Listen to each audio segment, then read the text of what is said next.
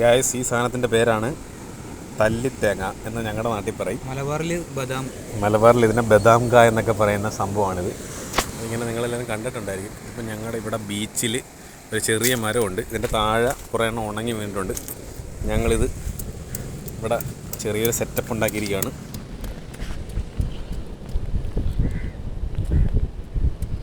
ഇതിങ്ങനെ ഒരു പ്രത്യേക രീതിയിൽ ഇത് പൊളിച്ച് കൃത്യമായിട്ട് അത് എടുക്കണം. അതാണ് ഇവിടുത്തെ പരിപാടി.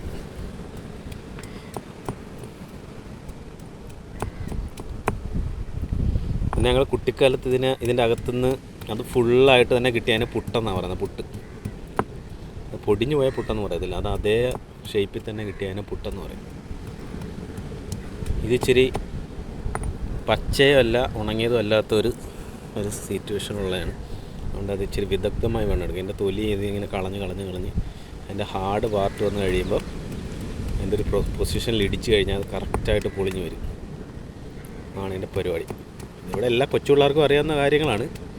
ഇപ്പം കുട്ടികളാരും ഇങ്ങനെയൊന്നും ചെയ്യുന്നില്ല. എല്ലാവരും ഫോണിൻ്റെ അകത്ത് അഡിക്ഷനായിപ്പോയി. ഞങ്ങളുടെയൊക്കെ ചെറുപ്പകാലത്ത് ഫോണൊന്നും ഇല്ലായിരുന്നില്ല. ഞങ്ങളിങ്ങനെ 90s കിഡ്സിനോടൊക്കെ പറഞ്ഞാൽ അറിയാൻ പറ്റും. നക്കളാച്ചിയ.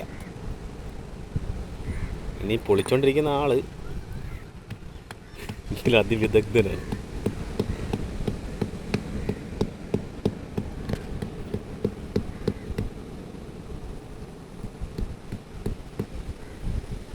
പ്രണവ് മോഹൻലാലിൻ്റെ ഒരു ലുക്കുണ്ട് കേട്ടോ അതിനത്. നിനക്ക്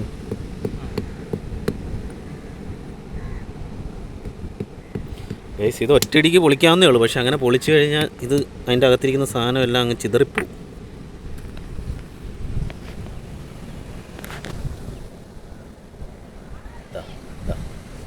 ആ സാധനമാണ് ഇതിൻ്റെ ബദാം കറക്റ്റായിട്ട് എടുത്ത്. ഇതാണ് ഇതിന് നല്ല ബദാമിൻ്റെ സെയിം ടേസ്റ്റുള്ള ഒരു സാധനമാണ്. എല്ലാവരും കണ്ടല്ലോ, ടേസ്റ്റ് അതിന്.